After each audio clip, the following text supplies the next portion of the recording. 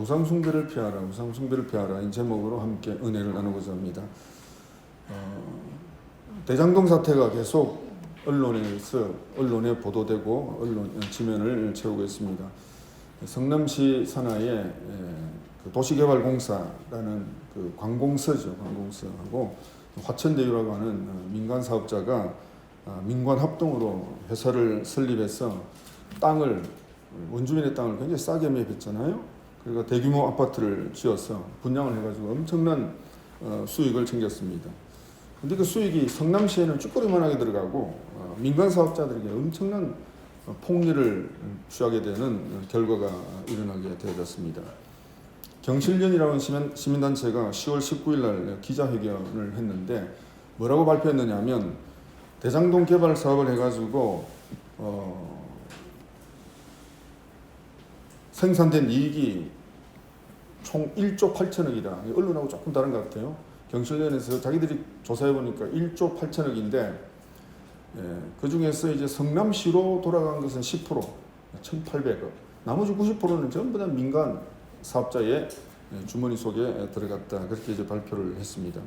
자, 민간 사업자가 이렇게 엄청난 폭리를 취할 수 있었던 것은 그 소위 사업 설계 단계에서 초과 이익 환수 조항을 삭제했기 때문이죠. 초과 이익이 되면 성남시로 귀속되어지도록 해야 되는데 이걸 삭제하니까 민간 사업자한테 엄청나게 그런 돈이 들어가게 되어졌습니다.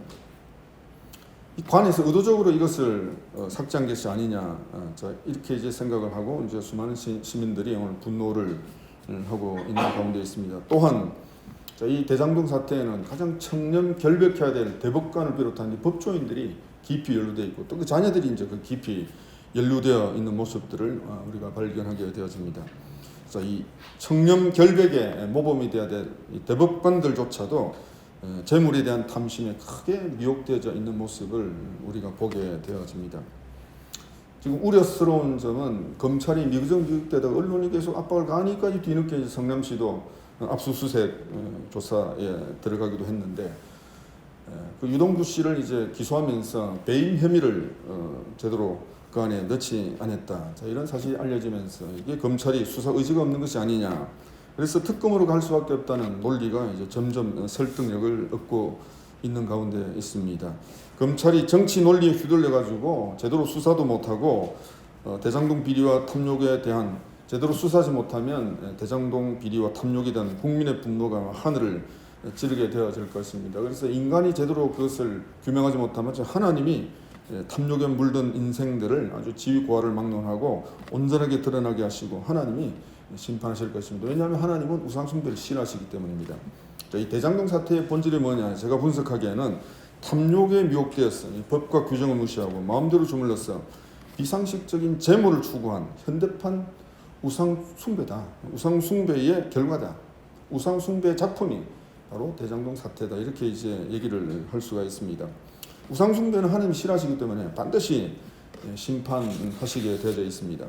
이스라엘 백성들이 어떤 자들입니까? 이스라엘 백성들은 하나님의 큰 사랑을 입은 자들이고 하나님의 놀라운 권능과 기적으로 최강대국 애굽을 10가지 재앙으로 혼내시고 노예로 전락한 이스라엘 백성들을 출애굽시켜 주셨습니다. 출애굽할 때에 애굽의 모든 장자들은 다 죽임을 당하는데 이스라엘의 장자들은 양의 피를 문설주 무늬방에 발라서 한 명도 죽지 않았습니다. 놀라운 기적을 체험한 거죠. 장자가 죽지 않는.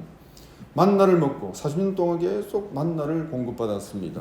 반석에서 물이 내려서 이 만나와 반석에서 내린 물을 오늘 본문의 말씀에서는 신약으로 해결해서 예수 그리스도의 살과 피에 동참하는 성만찬에 참여하는 은혜와 특권을 이스라엘 백성들이 누렸다. 이렇게 해석을 하고 있습니다. 그러나 아무리 성만찬에 동참하는 은혜와 특권을 누렸다고 하더라도 그들이 광야에서 금송아지 우상숭배할 때 하나님께서 아주 혼냈죠. 막 갈아가지고 마시게 했습니다. 가나안 땅 진입 직전에는 모압 사람들이 이스라엘을 저지하기 위해서 모압 우상숭배의 남자들을 대거 초청해서 여자들과 이제 음행하게 했죠. 자, 이것 때문에 23,000명 또는 24,000명 숫자가 조금 차이 납니다만은 전염병으로 하나님이 심판을 하셨습니다. 가나안 땅에 들어가서도 계속 바알신, 아세라신, 온갖 잡신 우상들을 섬기게 되어지니까 하나님이 경고하고 경고해도 말을 안 들으니까 결국은 바벨론이라고 나라를 통하여서 아무리 사랑하는 이스라엘 백성이라도 우상 숭배 회개하지 않으니까 하나님이 그냥 심판의 철대를 내리고 말았습니다. 이 우상 숭배는 우리가 10계명을 주일마다 암송하는데 1계명, 2계명에서 그만한 것 아닙니까? 나 외에는 다른 신을 섬기지 말라. 다른 신을 두지 말라.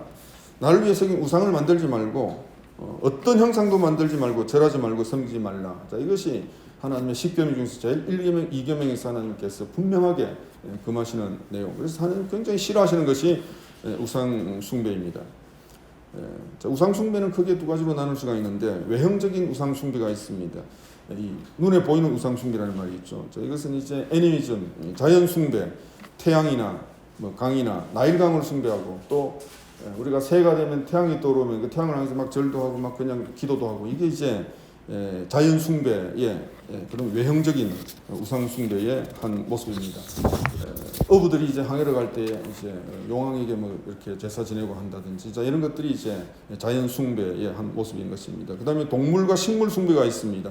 우리는 단군 신화에 보니까 고물 숭배했습니다. 우리 민족은 또 어떤 민족 호랑이, 또 어떤 민족 코프라, 또 어떤 민족은 독수리를 숭배하고 농촌 같은 데 가면 수백 년 된 고목을 마을의 수호신처럼 이렇게 숭배하기도 하는 현상이 있습니다. 토테미즘, 동물 식물 숭배입니다.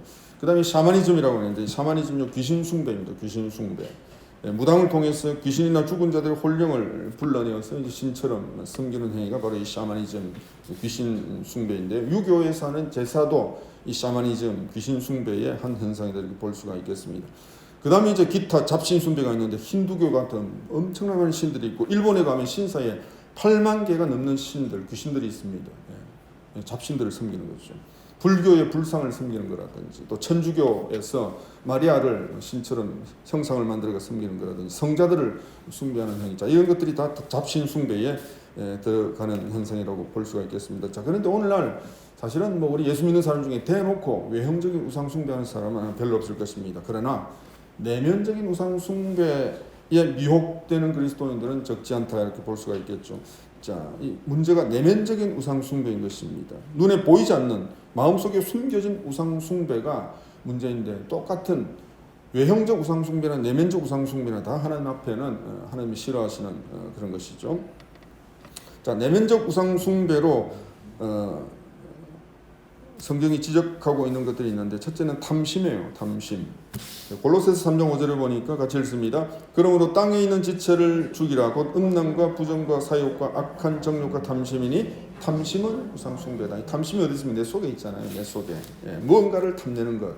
아간이 금덩어리 은덩어리 외투 탐냈잖아요. 그래서 숨겼습니다. 그것 때문에 결국 아이성 전투에서 이스라엘은 패배하고 말았습니다. 그것을 철저하게 응징하고 난 다음에 하나님 그 아이성을 점령하게 하셨던 것이죠. 이 탐심은 내 마음속에 내 마음을 장악하고 있는 어떤 그것, 하나님이 좌정하셔야 될 그 자리에 탐심이 좌정하게 되어지면 그 탐심이 우상 숭배가 되어진다는 것입니다. 오늘날 인기 연예인들이나 정치인들을 열광적으로 추종할 때 이게 현대판 우상 숭배가 되어지는 것입니다. 정치인이 잘못하든 하여튼 무조건 그냥 추종하는 것. 자, 이것이 바로 현대판 우상 숭배가 되어지는 것입니다. 탐심은 주로 재물과 함께합니다. 마태복음 6장 24절에서 예수님께서 말씀하셨습니다. 너희가 하나님과 재물을 겸하여 섬기지 못한다. 이 재물을 만모니즘, 우리가 한번 들어보셨죠? 만모니즘, 만몬이라고 하는 신인 것입니다. 두 번째 내면적인 우상 숭배가 뭐냐? 음란이에요. 음란. 여러분, 이 우상 숭배는 성경에 보면 항상 음란과 같이 합니다. 민수기 25장에 보면 발람 선지자가 모압 왕 발락 왕한테 결국은 발람의 꾀를 가르쳐 주는데 그 발람의 꾀가 뭐냐면 이스라엘 남자들을 모압 축제에 초청하는 것입니다. 모압의 이제 바알볼 축제에 초청해가지고 술도 먹이고 그러면서 결국은 음란에 빠지게 하는 것입니다. 그러니까 우상 숭배와 음란은 같이 가는 그런 현상으로 성경에 기록되어 있고 경고를 하고 있습니다. 자, 오늘 고린도전서 10장은 그 당시 그리스 로마 문화 시대잖아요. 그리스 로마 시대의 그 신화에 나오는 제우스, 아프로디테, 자, 이런 신들을 그 당시에 사람들이 섬겼는데 그 신들을 섬길 때 동시에 이루어지는 현상이 신전에서 섬긴 여자 창기들과의 어떤 그 음란 행위가 동시에 이루어졌다는 것입니다. 그러니까 우상 숭배와 함께 음란이 동시에 진행이 되어졌다. 그래서 음란이 하나의 우상 숭배다라고 얘기를 할 수가 있을 것입니다. 또 하나가 성공에 대한 야망. 자, 이것이 또한 내면 속에 있는 우상 숭배다. 예수님께서 시험을 받으실 때에 첫 번째 시험은 돌이 떡이 되게 하라. 두 번째 시험은 성경 꼭대기에서 뛰어내리라. 세 번째 시험 뭡니까? 예수님께 한 번만 절해라. 절하면 천하 만국을 주겠다. 이게 성공에 대한 어떤 시험이거든요. 이때 예수님께서 사탄을 물러가라. 주 너희 하나님을 경배하고 다만 그를 섬기라 하면서 단호하게 그것을 물리쳤는. 사실은 사탄이 말은 일면 타당한 면이 있습니다. 왜냐하면 인간이 아담의 타락으로 인해서 하나님 주신 땅이 사탄에 넘어간 거죠. 자, 이것을 예수님께서 십자가에서 다시 이제 회복시켜 주셨던 것이죠. 자, 어떤 틸리케라는 학자가 신학자가 이런 말을 했습니다. 성공에 대한 숭배는 악마가 가장 주도 면밀하게 조장하는 우상 숭배 형태다. 성공에 대한 야망이 우상 숭배가 될 수가 있다는 것을 그렇게 지적을 하고 있는 것입니다. 자, 이처럼 탐심, 음란, 성공에 대한 야망, 만모니즘, 재물에 대한 탐욕, 자, 이런 것들이 현대판 우상 숭배다 것이죠. 현대판 우상 숭배. 우상 숭배는 하나님이 제일 싫어하시잖아요. 그래서 이 우상 숭배는 하나님이 심판하시기 때문에 우리가 우상 숭배를 피해야 된다. 자, 이 우상 숭배를 피하기 위해서 우리가 어떻게 해야 될 것인가? 오늘 설교의 제목이 이겁니다. 우상 숭배를 피해야 되는데 어떻게 피할 것인가 하는 것을 우리에게 본문의 말씀이 몇 가지 제시하고 있는데, 첫째는 과거 사건을 거울로 삼아라. 과거 사건을 거울로 삼아라는 것입니다. 11절의 말씀 같이 읽습니다. 그들에게 일어난 이런 본보기가 되고 또한 말세를 만난 우리를 깨우치기 위하여 기록되었느니라. 그들은 누굽니까? 이스라엘 백성들. 과거 이스라엘 백성들이 하나님의 택한 백성이고 하나님의 기적을 체험했음에도 불구하고 그들이 금송아지 우상 섬기고 또 모압 족속들에게 속아가지고 음란을 섬기고 또 가나안 땅에 들어가서도 지속적으로 이제 바알, 아세라 우상 섬기게 되어졌을 때에 하나님이 심판하셨다. 자, 이 사건들은 이스라엘 백성들의 역사 가운데 일어나는 이런 사건들은 우리에게 거울이다 이 얘기입니다. 본보기라는 말은 거울이다. 자, 오늘 우리는 과거의 사건을 오늘 우리에게 거울로 거울을 보면 우리의 뭐 묻었으면 이렇게 이제 뗄 수도 있고, 거울을 못 보면 우리의 실상을 모르잖아요. 과거의 사건은 오늘 우리가 살아가는 신앙생활에 있어서 거울이 된다는 거죠. 본보기 돼. 어떤 본보기? 저래 하면 안 되겠구나 하는 어떤 반면교사로 삼는 그런 거울이다 것이죠. 아무리 이스라엘 백성들이 하나님이 사랑하시고 또 10가지 재앙으로 출애굽시키고 그렇게 했다 하더라도 결국 가나안 땅에서 우상 숭배에 물들고 하나님이 계속 지적 선자들 보내었어. 그렇게 하면 안 된다 해도 벗어나지 못할 때에 바벨론 제국에 의해서 결국 망하고 말았습니다. 자, 이 거울 사건으로 4가지 사건을 오늘 본문의 말씀이 지적하고 있는데, 첫 번째 사건이 금송아지 만든 사건. 너희들은 금송아지 만들지 말라. 자, 이것을 우리에게 지적하고 있습니다. 외행적 우상 숭배죠. 그 다음 모압 여인과의 음행.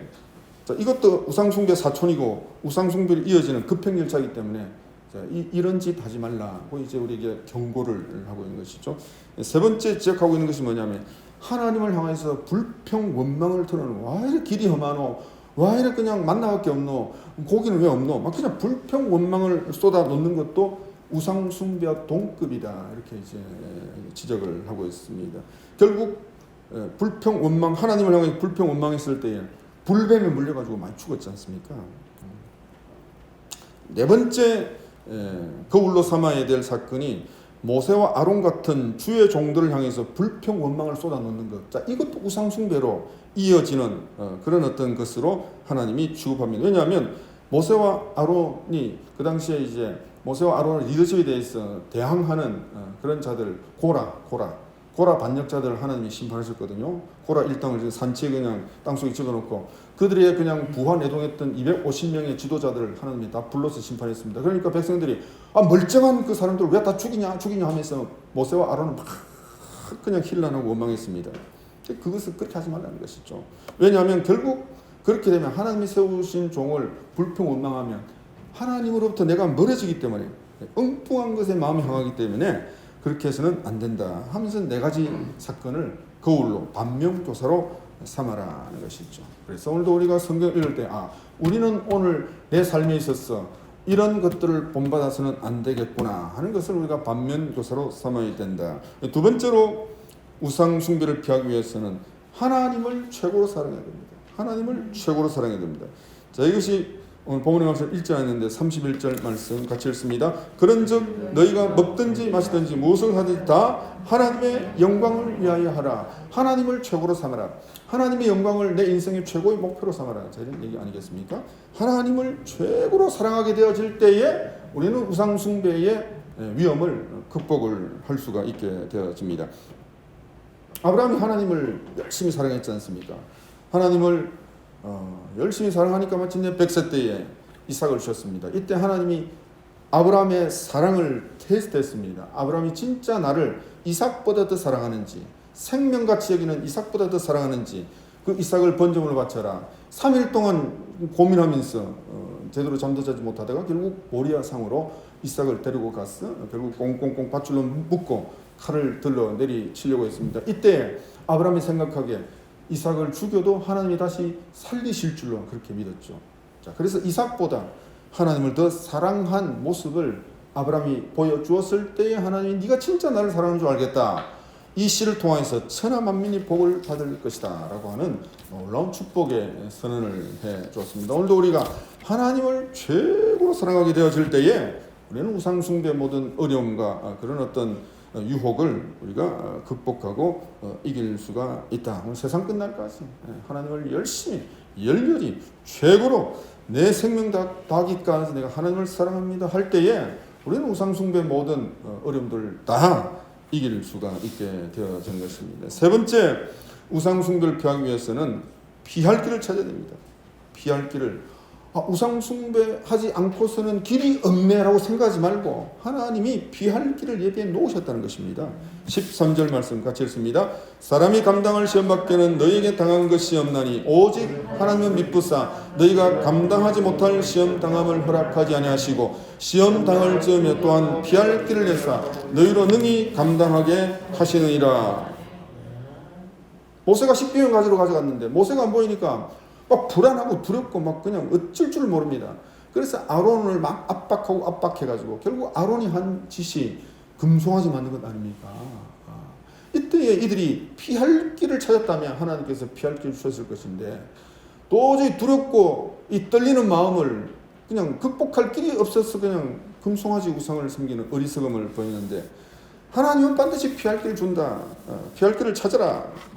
광야길이 험해가 힘들고 막 불평 원망이 목구멍까지 치솟아 오르는 상황이 되어질 때가 된다 하더라도 피할 길을 있다는 것을 믿고 강구할 때 하나님이 반석을 예배해 놓으셨죠. 반석에서 그 물을 예배해 놓으셨는데 오늘도 우리가 답이 없다고 느껴지는 상황이 전개된다고 할지라도 우리는 반드시 피할 길이 있습니다. 피할 길이 없다 하니까 그냥 야합하고 타협하고 뭐 그렇게 되어지는 것 아니겠습니까? 오늘도 하나님을 절대적으로 신뢰하고 사랑하고 그 하나님이 우리에게 피할 길을 주셨다. 그것을 믿게 되어지면 우리는 우상 숭배의 어떤 유혹을 우리가 이길 수가 있게 되어지는 것입니다. 피할 길은 분명히 있고 답은 있는데 숨겨져 있기 때문에 그것을 찾아야 됩니다. 찾으면 반드시 피할 길을 찾게 되어지고 우리는 우상 숭배의 어떤 유혹에 넘어가지 않게 되어지고 하나님의 뜻을 그대로 잘 이루는 삶을 살 수가 있게 되어지는 것입니다. 마지막 네 번째로 우상 숭배를 피하기 위해서는 예배를 잘 드려야 됩니다. 예배에 목숨 걸어야 된다. 자, 이 말이죠. 자, 이게 무슨 말이냐면 16절, 17절 같이 읽습니다. 우리가 축복하는 바 축복의 자는 그리스도의 피에 참여함이 아니며 우리가 떼는 떡은 그리스도의 몸에 참여함이 아니냐. 떡이 하나요 많은 우리가 한 몸이나 이는 우리가 다 한 떡에 참여함이라. 참여한다는 말이 반복적으로 기록되어 있습니다. 그 당시에 그리스 로마 신화에는 제우스 신, 아프로디테 신들을 섬기는 자리에 같이 가가지고 막 그냥 포도주도 마시고 뭐 떡도 먹고 이렇게 했는데 그 참여하는 것이 바로 귀신을 섬기는 길이다 하고 이제 따끔하게 지금 지적을 하고 있거든요. 그 20절에 보시면 그 다음에 사도 바울이 뭐라고 지적하느냐면 무릇 이방인 누굽니까? 그 당시에 그리스 고린도 시대에 사는 사람들, 이방인이 제사하는 것은 귀신에게 하는 것이요 하나님께 제사하는 것이 아니니 너희가 귀신과 교제하는 자가 되기를 원치 않는다 것입니다. 오늘 불신자들이 조상들에게 제사를 지내면서 그 제사는 돌아가신 조상과 부모님을 위한 것이다 라고 착각을 하면서 하는데, 사실은 그 부모님이 오시는 것도 아니고 조상이 오는 것도 아니고 결국 그 현장에 누가 옵니까? 귀신이 오는 것입니다. 귀신을 섬기는 어떤 헛된 잘못된 일을 자행하게 되어지는데, 그 종교적인 행위는 귀신과 교제하는 자다. 그래서 귀신과 교제하는 자가 되면 하나님의 진노를 불러일으키기 때문에 그것을 피해야 된다. 그럼 어떻게 해야 될 것인가? 우상숭배를 피하려면 우리는 열심히 예배 자리에 참여해야 된다. 자, 이 얘기입니다. 여러분, 예배의 참여가 뭡니까? 구경꾼이 아니고 내가 참여자가 돼야 된다. 내가 이 예배를 내가 집전하는 자다. 내가 이 예배에 정말 풍덩 뛰어들어서 동참하는 자다라고 하는 자세로 예배의 자리에 참여하라. 참여하라는 말을 계속적으로 반복적으로 강조하고, 참여하는 말이 뭐냐면 교제라는 말이에요. 교제. 하나님과 진정한 교제. 몸은 있는데 그냥 머리는 더 딴 데 가 있으면 참여가 아니지 않습니까? 몸과 마음이 온전히 예배 자리에서 하나님과 신령한 교통과 교제를 이루는 그 자리에 풍덩 뛰어들어서 적극적으로 참여하라. 그러면 우상 숭배의 유혹을 우리가 이길 수가 있다는 것입니다. 그래서 극복을 할 수가 있다는 것입니다. 말씀을 맺겠습니다. 자, 오늘날 사탄은 눈에 보이는 우상 숭배로 우리 유혹하지 않습니다. 왜냐하면 단번에 우리 알기 때문에. 어떤 태양을 신처럼 섬기라고 말도 안 되는 소리잖아요. 우리는 그런 짓을 안 합니다.